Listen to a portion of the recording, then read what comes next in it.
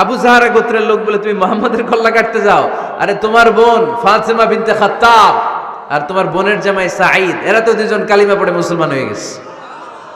আরে মুহাম্মাদের কল্লা পরে কেটো, আগে ঘর সামলাও। যে ওমর, আগে ঘর সামলাও, পরে তুমি মুহাম্মাদের কল্লা কাটতে যাও।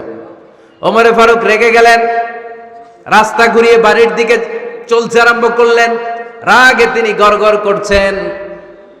ওমরে ফারুকের বোন ফাতেমা বিনতে খাত্তাব, বোনের জামাই সাঈদ, তাদের দুইজনকে খাব্বাব রাদিয়াল্লাহু তাআলা আনহু সূরা তাহা ঘরের ভিতরে তেলাওয়াত করে শোনাচ্ছিল। পড়েন সুবহানাল্লাহ।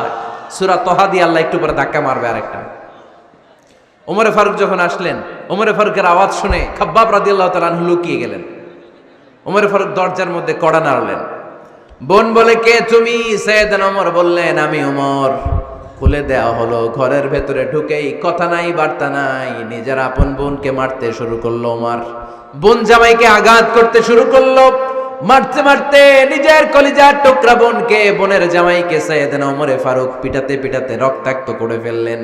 গা দিয়ে ফিনকি বের হয়ে যখন রক্ত বের হয়, সাইয়েদনা ওমরে ফারুকের দিলের মধ্যে মায়া তৈরি হয়ে যায়। সাইয়েদনা ওমরে ফারুক বললেন, আমার কলিজার টুকরা বোন আর বোন জামাই, তোরা কেন মুহাম্মাদের কথায় পাগল হলি? বুঝলাম না কেন মক্কার লোকগুলো পাগল পাড়া হয়ে সব মুহাম্মাদের দলে চলে যায়। কি এমন কথা মুহাম্মদ তোদের শোনায়, কি এমন বাণী তোদের শোনায় যে বাণী শুনে সব তোরা মুহাম্মাদের দলে চলে গেলি? কি আছে মুহাম্মাদের কাছে? কি কি জাদুটা? কি কি জাদু পেলি সেখানে? আমার একটু দেখা। বোন ফাতেমা বলে, না ভাই, ইন্নাকা রিজিস, তুমি নাপাক। লা ইয়ামাসসুহু ইল্লাল মুতাহহারুন, পাক পবিত্র না হয়ে আল্লাহর এই কালামে স্পর্শ করা যায় নাকি? আওয়াজ করে বলেন, স্পর্শ করা যায়?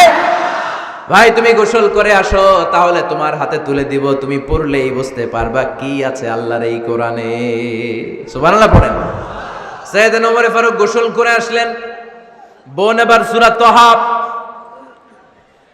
চামড়ার মধ্যে সূরাতু তাহার কিছু অংশ লিখে খাব্বাব রাদিয়াল্লাহু তাআলা আনহু লুকিয়েছিলেন। ওনার হাত থেকে সূরা তাহার অংশটা নিয়ে সাইয়েদনা ওমরে ফারুকের বোন ওমরে ফারুকের হাতে দিয়ে বলল, ভাই তুমি আসার আগে এই অংশটা সবাই মিলে তেলাওয়াত করছিলাম। ওমরে ফারুকের হৃদয়টা তখন একেবারে নরম, কারণ আগে ধাক্কা খাইছে কয়টা?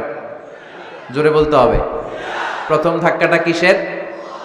হ্যাঁ, দোয়া। দ্বিতীয়টা হাক্কা, সূরার নাম হাক্কা দিয়ে দিয়েছেন আল্লাহ ধাক্কা। এবার দিবে সূরা তাহার ধাক্কা। ওমরে ফারুক হাতে নিলেন। খুব ভালো আরবি জানতেন, চমৎকার আরবির অর্থ বুঝতেন, কারণ আরবি ভাষাভাষী মানুষ। হাতে নিয়ে নজর দেওয়ার পরে ওনার চোখ দিয়ে দাঁড় দাঁড় করে পানি বের হয়ে গেল। ওমরে ফারুক আয়াতগুলোর দিকে তাকিয়ে পড়তে আরম্ভ করলেন। তাহা মা আনজালনা আলাইকাল কুরআনা লিতাশকা ইল্লা তাযকিরাতান লিমান ইয়াখশা তানজিলাম মিম্মান খালাকাল আরদা ওয়াস সামাওয়াতিল উলা। পড়েন সুবহানাল্লাহ। উনি পড়তে আরম্ভ করলেন, তাহা মা আনজালনা আলাইকাল কুরআনা লিতাশকা, এই কোরআনকে হতভাগা জাতি হিসেবে থাকার জন্য তোমাদের উপর নাজিল করি নাই। তানজিলাম মিম্মান খালাকাল আরদা ওয়াস সামাওয়াতিল উলা, এটা ওই রবের পক্ষ থেকে, ওই সত্তার পক্ষ থেকে নাজিল হয়েছে যেই রব জমিন তৈরি করেছেন, যেই রব বিশাল সুবিশাল আকাশও তৈরি করেছেন। সুবহানাল্লাহ পড়েন। সূরা তাহার এই চমৎকার অসাধারণ শব্দ গাঁথনি দিয়ে এই আয়াতগুলো যখন পড়তে আরম্ভ করলেন, ওমরে ফারুক আর নিজের উপর ব্যালেন্স রাখতে পারলেন না, আর ধরে রাখতে পারলেন না। এবার ডাইরেক্ট অ্যাকশন। এবার কি? এবার কি? 3 নাম্বার ধাক্কা খেয়ে, সূরা তাহার ধাক্কা খেয়ে আর সামলাতে পারলেন না, পাগলের মতো হয়ে গেলেন। বলতে আরম্ভ করলেন, আইনা মুহাম্মদ, মুহাম্মদ কোথায়? সাইয়েদনা খাব্বাব বললেন, বিশ্বনবী সাফা পাহাড়ের পাদদেশে দারুল আরকাম ইবনে আবিল আরকামের ঘরে বসে বসে লুকিয়ে লুকিয়ে কোরআনের দাওয়াত দিচ্ছে। ওমর, তুমি যদি মুহাম্মদ সাল্লাল্লাহু আলাইহি ওয়াসাল্লামের দেখা পেতে চাও, তাড়াতাড়ি দারুল আরকামের ঘরের দিকে ছুটে যাও। ওমরে ফারুক তলোয়ার নিয়ে ছুটলেন, পাগলের মতো ছুটলেন, আর ধৈর্য ধারণ করতে পারেন না। বিশ্বনবীর নূরানি চেহারাটা একবার দেখার জন্য পাগলের মতো ছুটতে আরম্ভ করলেন। ওমরে ফারুককে দারুল আরকামের কাছে আসতে দেখে বিশ্বনবীর চাচা হামজা ইবনে আব্দুল মুত্তালিব এসে বলে, নবী তাড়াতাড়ি দারুল আরকামের ঘর থেকে আপনি পালিয়ে অন্য কোথাও চলে যান।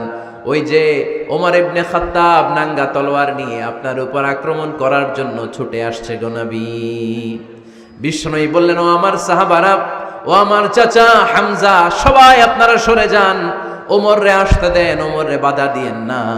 কারণ কিছুদিন আগে তাহাজ্জুদের নামাজ পড়ে আমি আল্লাহর কাছে একটা বিশেষ দোয়া করেছি, আমার মন বলছে ওই দোয়াটা আল্লাহ কবুল করতে শুরু করেছে। ওমরে ফারুক চলে আসলেন, এসে কোনো কথা নাই, চিৎকার দিয়ে বললেন, আশহাদু আল্লা ইলাহা ইল্লাল্লাহ ওয়া আশহাদু আন্না মুহাম্মাদান আবদুহু ওয়া রাসূলুহু। আমি সাক্ষ্য দিলাম আল্লাহ এক, অদ্বিতীয়, আল্লাহ ছাড়া কোনো ইলাহা নাই, নিশ্চয় আপনি মুহাম্মদ আল্লাহর বান্দা এবং রাসূল। সুবহানাল্লাহ পড়েন। এই কালমা শাহাদাতের ভেতরে আল্লাহর কথা, আমার নবীর কথা ঢুকিয়ে দিয়েছে কে?